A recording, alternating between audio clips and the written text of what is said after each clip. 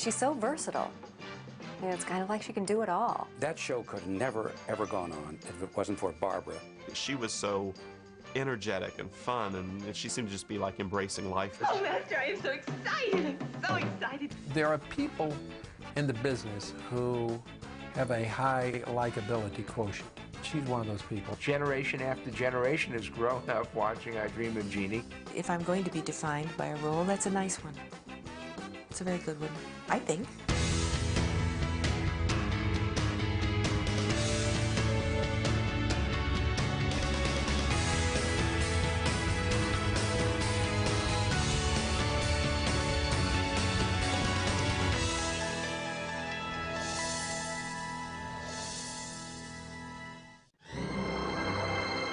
She emerged from a 2,000-year-old bottle in a puff of smoke.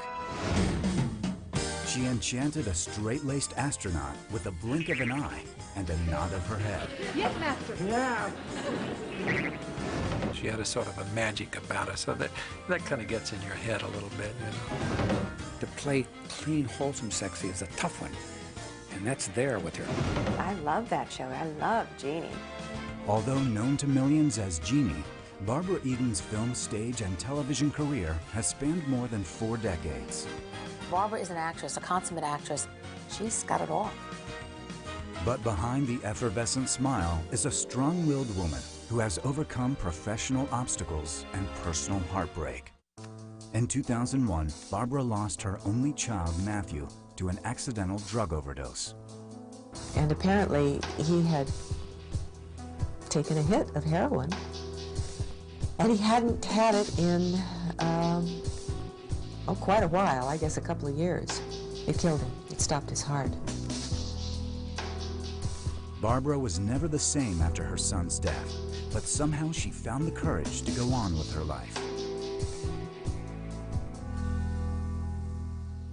Born on August 23, 1934 in Tucson, Arizona, the baby girl who would one day be known to the world as Jeannie grew up in San Francisco, California as Barbara Jean Huffman. Like so many Americans, the Huffmans struggled to make ends meet during the grueling years of the Great Depression. But they were determined to provide a stable and nurturing environment for their only child. Harrison Huffman was a loving father who worked long hours as a telephone lineman to make ends meet. And although Barbara's mother, Alice, was a strict disciplinarian, she possessed a lively sense of humor and upbeat attitude. My mom and dad were very much affected by the Depression. And of course, poor Daddy, he didn't make a dime. He worked so hard for very little. So we had a few rough times, but we always had fun. Sheltered by her protective parents, Barbara enjoyed a carefree childhood, often playing in Golden Gate Park with her mother and fishing with her father. The Huffman household was also filled with music and laughter, and singing was a ritual of daily life. We always had records, mostly classical. And when we'd do the dishes, my mom would harmonize with me, and we'd sing. But by the age of 7, the sensitive girl's self-esteem plummeted. Her classmates teased her unmercifully when she was forced to wear an eye patch and thick glasses to correct a lazy eye. To coax Barbara out of her shell, Alice encouraged the child to focus on her singing. Barbara's confidence was slowly restored when she became a member of the church choir, and her angelic voice won her a throng of admirers. And Alice said, "Barbara, you have such a beautiful, pure voice that you should take lessons." Alice was Barbara's biggest supporter. And that's how Barbara started, with her mother's encouragement. Alice wanted Barbara to study at the prestigious San Francisco Conservatory, but by now, the Huffmans had a second daughter to support, and tuition was out of the question. When a family friend donated $100 for enrollment, the grateful teen dedicated herself to her lessons with unbridled enthusiasm and discipline. And my mother heard me singing one day and said, "Barbara, you know, you're singing every single note exactly where it ought to be, and you don't mean a thing you're singing."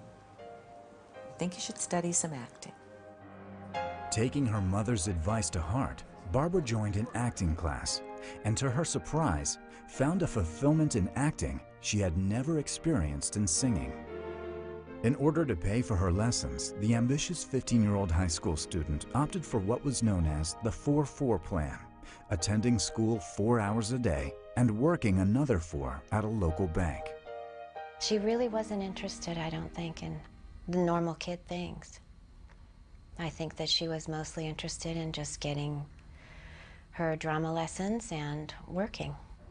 After high school graduation, 17-year-old Barbara enrolled at San Francisco City College, where she soon became a much sought-after campus co-ed.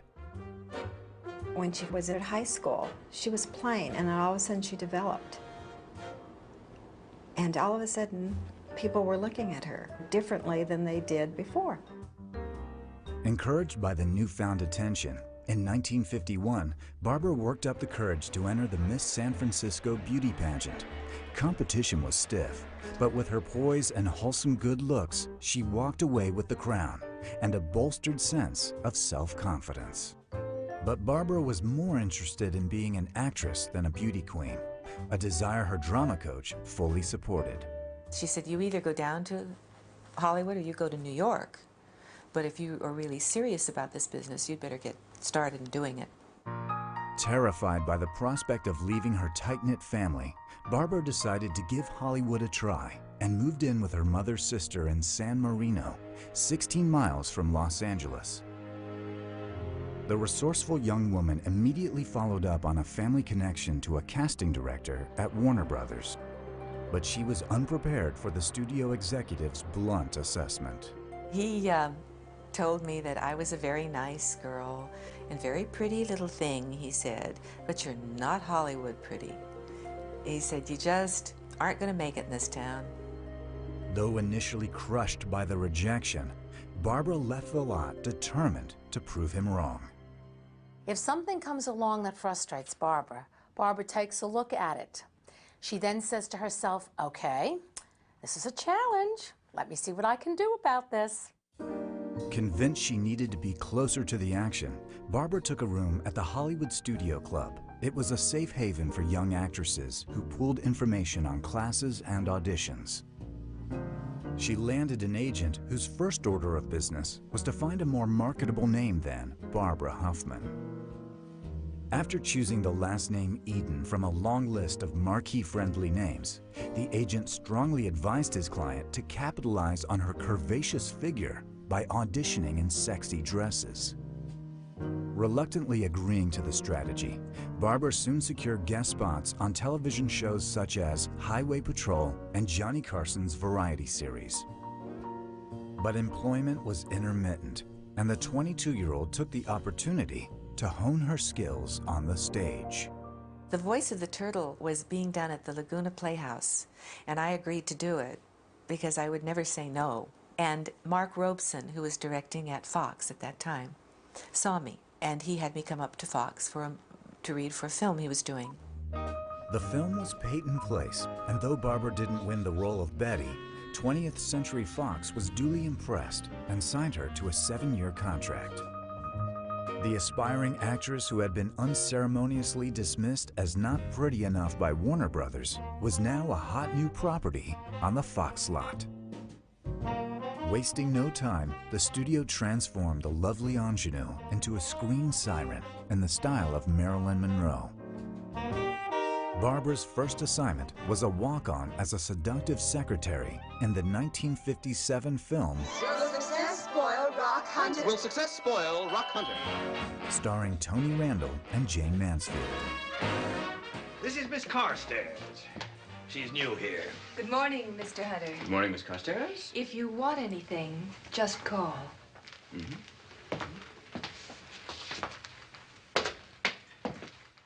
The actress was loaned out to other studios for television appearances in episodes of Perry Mason and Bachelor Father. Patricia, how pretty you look. Hello, Bentley. Forgive the casual look. It took me 2 hours to achieve it. The following year, Fox cast Barbara in the TV series adaptation of their hit film How to Marry a Millionaire, about 3 bachelorettes looking for a rich husband. I'm Abner J. Doncourt. How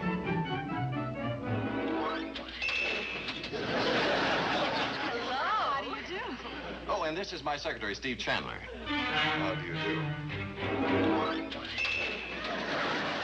Barbara played the nearsighted gold digger Loco, a role originated by Hollywood's hottest sex symbol, Marilyn Monroe. No one could ever be Marilyn Monroe, visually or personality-wise, so I approached it differently. Being a person who's worn glasses since I was in the 1st grade, I knew what it was to go around without them, and I decided that that would be my focal point with her character. How I love these fortune cookies. That's fried shrimp. Oh. By 1957, Barbara had established herself as a working actress, and whenever she returned to San Francisco, the local press treated her like a star. How to Marry a Millionaire ended after 2 seasons, but Barbara Eden's career on the small screen was far from over. After the success of How to Marry a Millionaire, 25-year-old Barbara Eden began filming the musical comedy A Private's Affair, starring Sal Mineo, Terry Moore, and Gary Crosby. Hey, what's the idea of turning it off? Well, we're not going to hide in here like 2 lonely, defeated people, are we, when there's life to be lived outside? Hey, you got something there, Buster. How come a cute little chick like you joined the Army? I didn't look good in a sack dress. Well, this will be the first time I ever danced with a sergeant.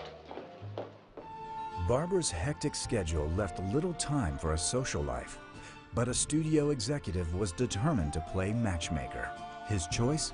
Actor Michael Ansara, known to television fans as Cochise in the hit series Broken Arrow. Are you a child that you thought peace would come easy? Go, track them and capture them. You will turn them over to the military. The head of publicity there told Mike, there's a very nice girl in this next set and you should meet her. And Mike's words were, I've got lots of girls, I don't need to meet another one. And I said, you know, I'm just working so hard, I don't think I want to meet anyone at this point. But when the two did meet, it was love at first sight. And 6 weeks later, on January 17, 1958, Barbara Eden and Michael Ansara were married. Michael was very solid, extremely intelligent, older, dependable, not a lot of malarkey, you know. When he said something, it was honest and true, and I could tell that. Not only was Barbara's personal life flourishing, so was her film career. The following year, the actress landed her first lead role in Flaming Star, opposite rock and roll sensation Elvis Presley. Barbara Eden, whose pale-faced beauty fired the conflict in Pacer's soul. But you don't have to worry about it, I suppose. You'll always be safe from them.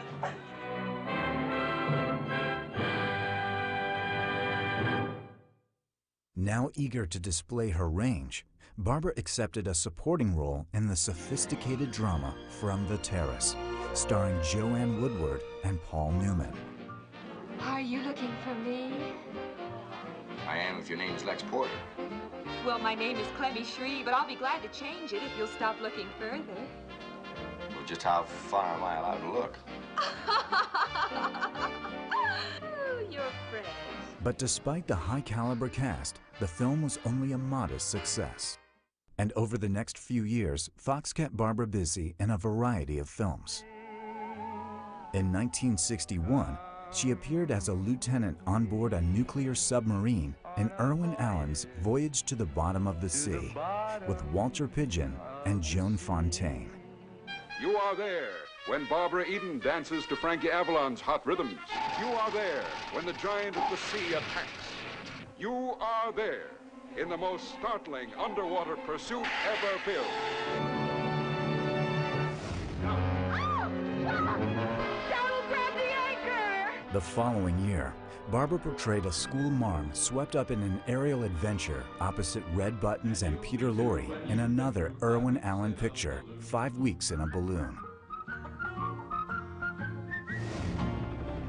But in 1962, 20th Century Fox was facing financial ruin as the troubled production of their mega-budgeted film Cleopatra spun out of control.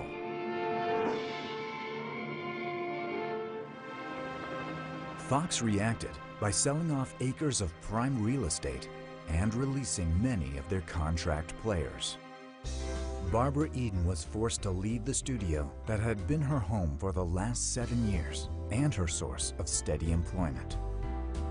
Now freelancing, she took what she could get, returning to the small screen and guest starring roles on TV series such as The Andy Griffith Show and Rawhide, starring Clint Eastwood. In late 1964, Columbia Studios sent Barbara a TV pilot script written by Sidney Sheldon about a sexy genie and a handsome NASA astronaut.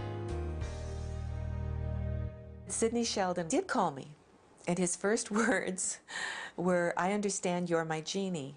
It was the easiest job I've ever gotten.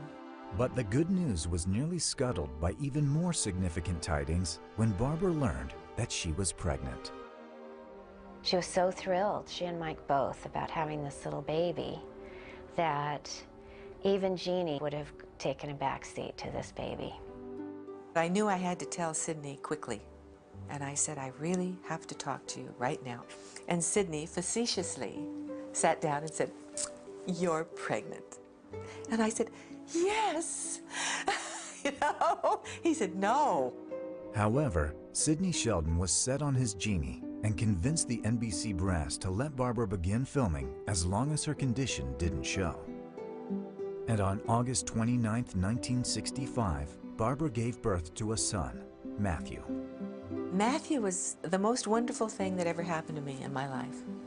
I was awake when he was born, and the doctor held him up, and it was just like a shot of electricity, you know.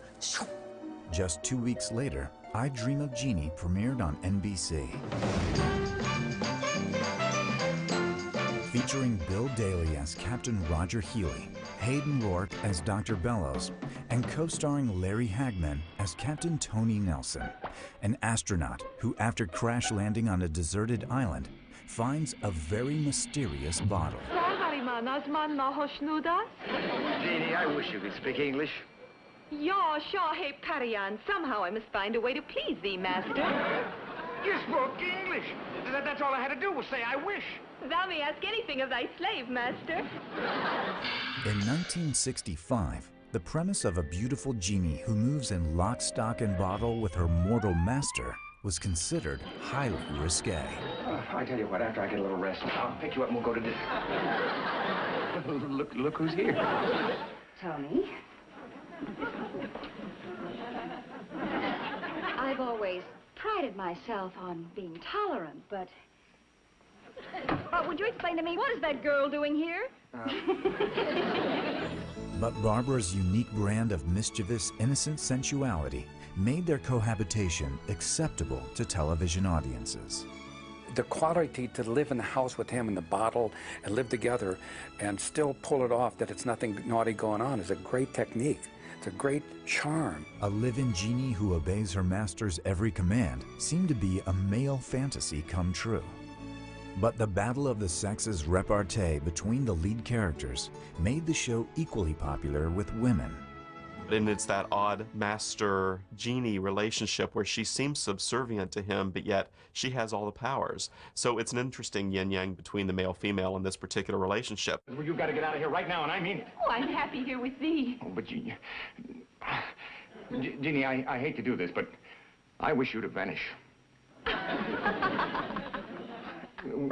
Where'd I go wrong? Thou hast set me free. That means that I am free to please thee, and I am going to please thee very much. No. At 31 years of age, Barbara appeared to have it all. A loving husband, a beautiful baby, and a hit television series. But while Jeannie could simply blink away her troubles, Barbara Eden would have to face hers head on. By 1967, graphic images of the bloody conflict in Vietnam dominated the airwaves. For many Americans, fantasy-based series like Batman, Bewitched, and I Dream of Jeannie provided a welcome escape.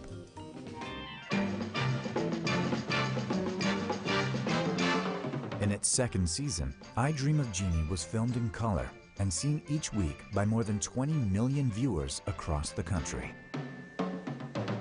Although the chemistry between the ensemble cast was undeniable, Barbara remained the key to the show's success. That show could have never, ever gone on if it wasn't for Barbara. With anyone else, it couldn't happen. No one knows how brilliant that note is that she does. It was innocent, it was charming, it was lovely. Oh, Master, you were imagining things. Oh, please, may we go with Major Healy? Yes. All right. Oh, you're going to make a beautiful girl very happy. But not until Saturday night. Saturday night, you won't forget this. I won't forget this. Oh, Master, I am so excited. I'm so excited. Just think, we are going to a nightclub together. A nightclub. Oh, my goodness. I must go immediately to Paris and select my gown. She is a terrific comedian. She was so energetic and fun, and she seemed to just be like embracing life, basically. For her to be carefree and for him to be kind of uptight, I think that's where you get the comedy and the chemistry. Did you not enjoy yourself? How can you ask me that? Well, it is very simple. Did you not have fun? You better come up with a very good explanation, young lady. Explanation? Yeah. For what? What have I done? Oh, all right. You're going to play that game with me? Go on, get in your bottle. Oh, Master, you have no reason to be angry with me. I was angry with you, but I've decided to forgive you. In 1967, Barbara was nominated for a Golden Globe as Best Female Star. She became even more popular when a line of Genie merchandise flooded the market.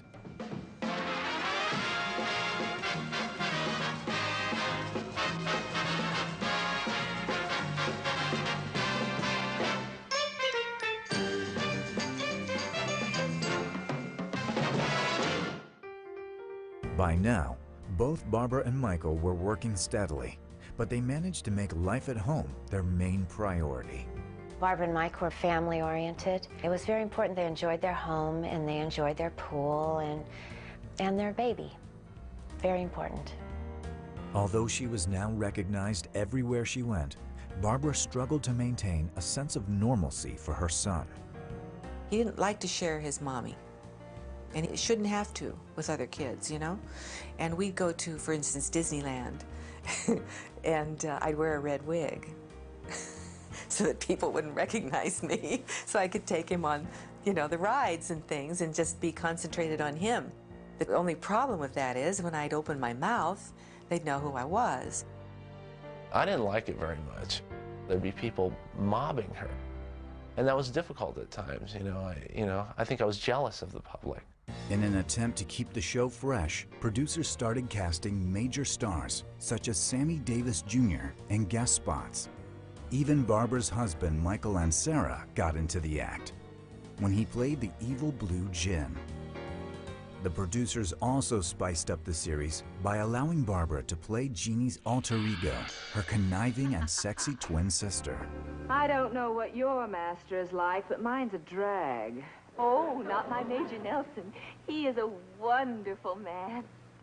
So this was Jeannie's dark side, to have the sister come in from time to time and mix things up. But it gave you a chance to see Barbara Eden do something a little bit different than just be sweet little Blinky Jeannie. Oh, Master, I'm so happy to finally see you. Yeah, what's gotten into you, anyway? Oh, nothing. Don't I always kiss you when you come home at night? Yeah, well, not that way. What a waste. But despite their efforts to keep the show contemporary, I Dream of Jeannie grew increasingly dated. Film actresses like Jane Fonda and Raquel Welch were shocking audiences with overt sexuality and revealing costumes, while Barbara's modestly constructed harem outfit exposed little more than a portion of her bare midriff. And in 1969, what appeared to be an innocent invitation for Barbara to appear on Rowan and Martin's Laugh-In turned into a full-blown controversy. The show's producers had decided it was time to unveil Barbara's never-before-seen navel to the American public. And NBC, suddenly, who had never even thought about it before, went, no! no, her navel will never be seen, you know. But I understand they had a meeting with all the suits, and all they talked about was my belly button. NBC won the war, and Barbara's navel remained coyly concealed. And by the 5th season, the premise of Jeannie and Captain Nelson's unconsummated love affair had played itself out. The sexual tension that had fueled the long-running series ended when Jeannie finally married her master. Much to Barbara's dismay, I Dream of Jeannie was canceled in 1970. I was very depressed when the show was canceled. Very depressed. It's a big change and shock to your system.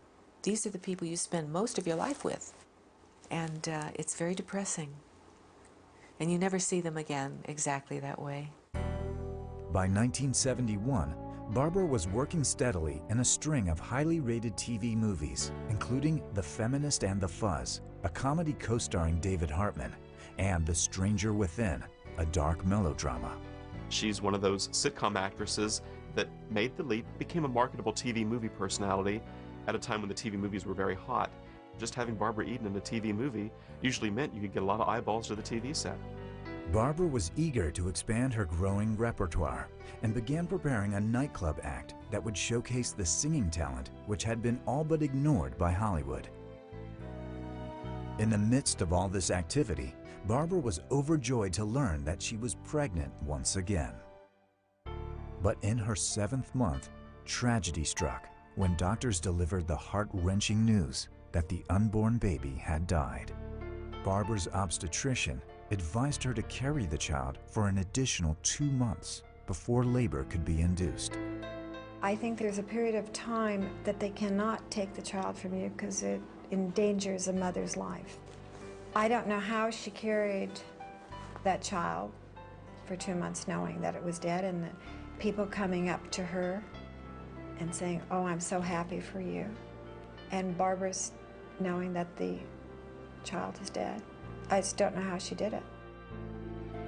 The anguish that both Barbara and Michael suffered during the previous months caused tension in their 13-year marriage, and the relationship started to unravel. As Barbara spiraled into a deep depression, she struggled to put the tragedy behind her. But more heartache lay just around the corner. In 1972, 38-year-old Barbara Eden slowly emerged from the depression that had plagued her since the death of her child and focused on her upcoming nightclub engagement. How she got through, I don't know, but I think in some ways it was a blessing that we had dates, we had rehearsals, and she had to show up. Capitalizing on her little-known talent as a songstress, Barbara impressed audiences with her one-woman show in Las Vegas.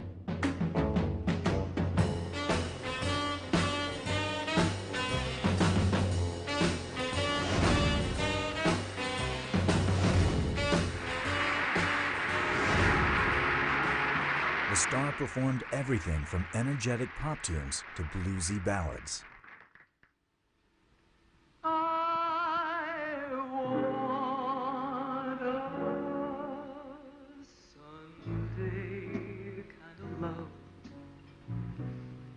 A love to last past Saturday night. I'd like to know it's more than love at first sight. I want a Sunday kind of love. She's so versatile. You know, it's kind of like she can do it all. And I think people lose sight of the fact that she has so many gifts. I want a Sunday kind of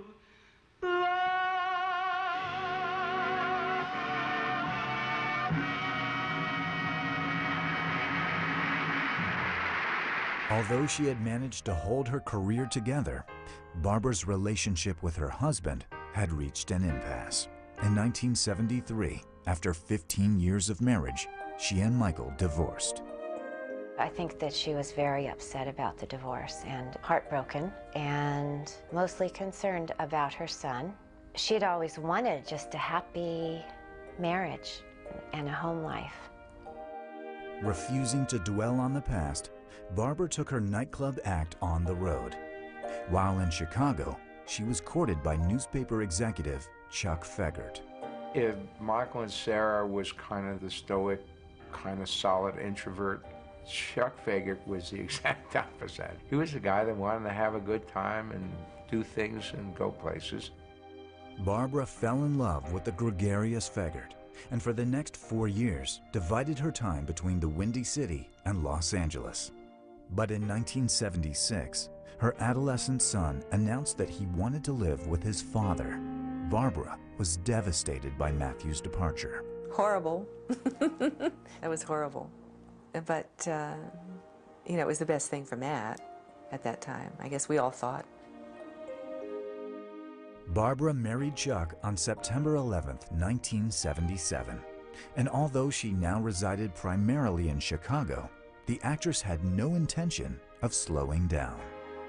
She made her first foray into the world of independent film in a movie based on the popular tune Harper Valley PTA. Nobody expected it to be as successful as it was, and we took the picture out and opened it in different areas, and it just caught on, and it became the sleeper hit of that year.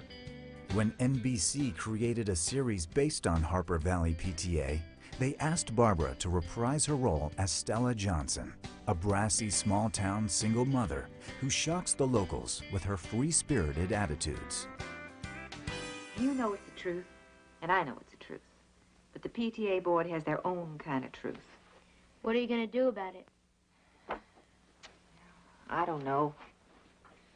They can take me off the committee, but they can't keep me from working the carnival. Bingo.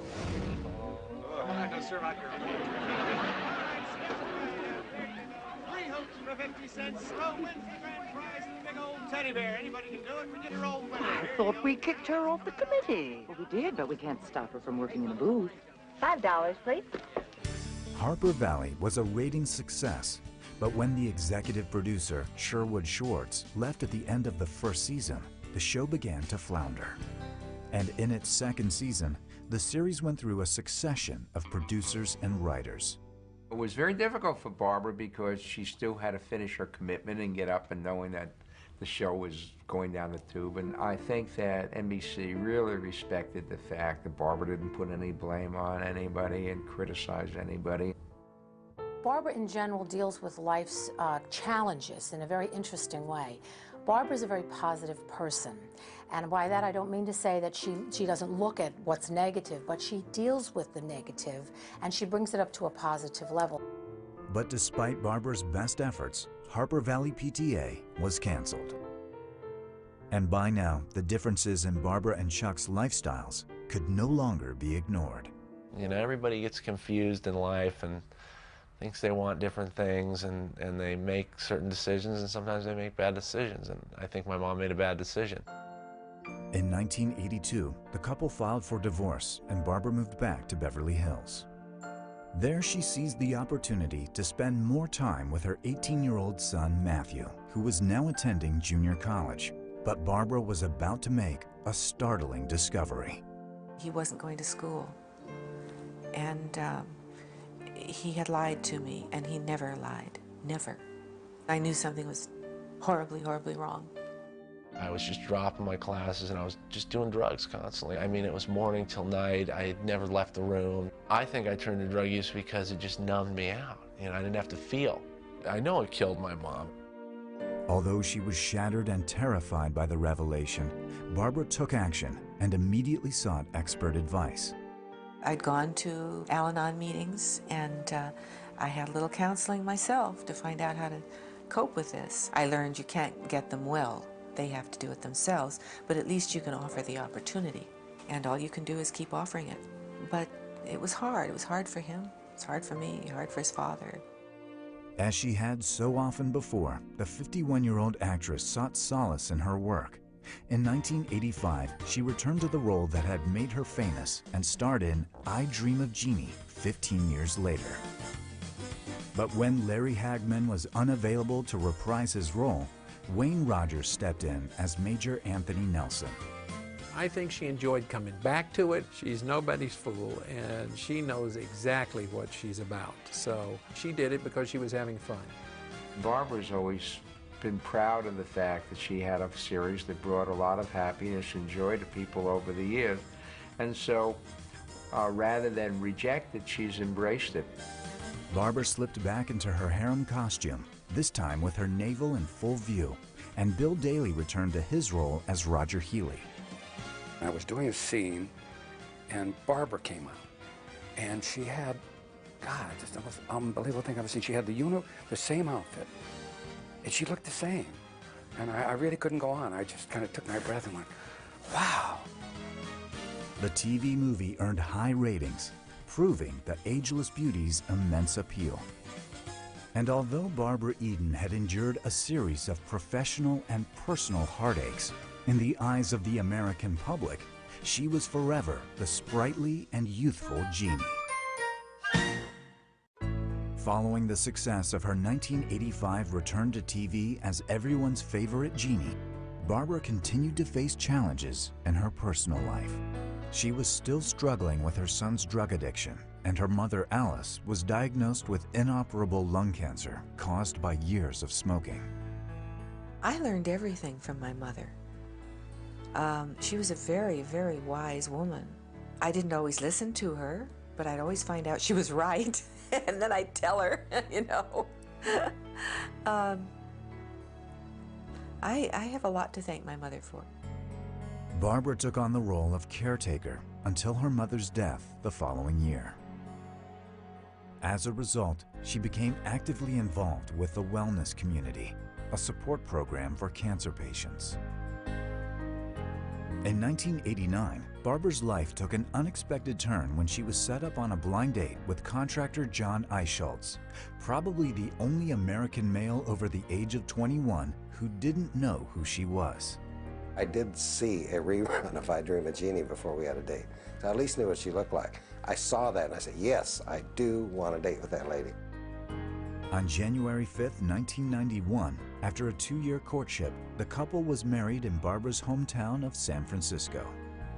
He's a good guy. He cares about my mom a lot. I feel comfortable with them being married. I know he'd do anything for her. Barbara's the love of my life. I didn't realize that a relationship as strong as we have been able to develop and enjoy was possible. She's the most important thing that's happened to me.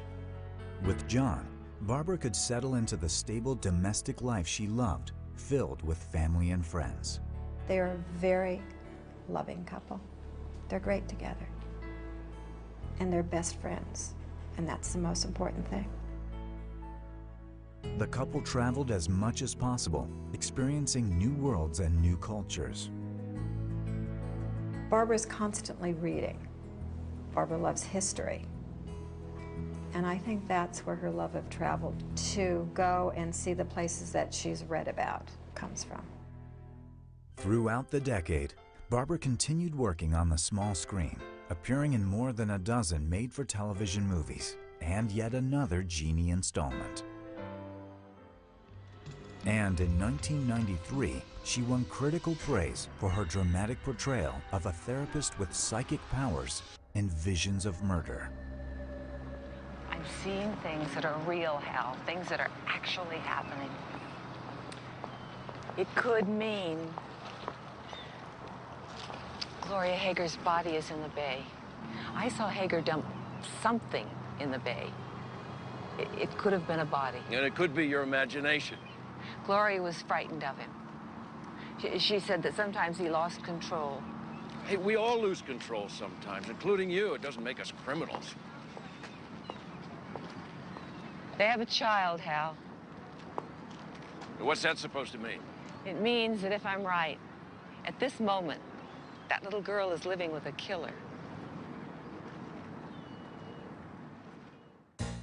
Barbara also earned rave reviews in 1995 for her role as a vixen in the play Nightclub Confidential, a glitzy musical spoofing cabarets of the 1950s.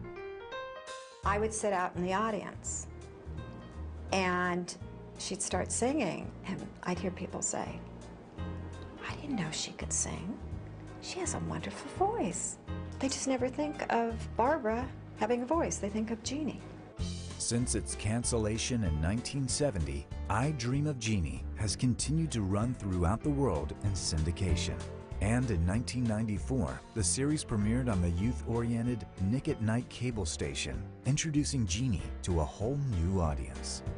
What's interesting, though, is a lot of shows, and Jeannie is one of them, might not have been a big cultural icon at the time, but by being seen every day by new generations of people, the show's legend begins to build and build by repeated exposure. You know, she's been on the air for more than 30 years without an interruption. Generation after generation has grown up watching I Dream of Jeannie.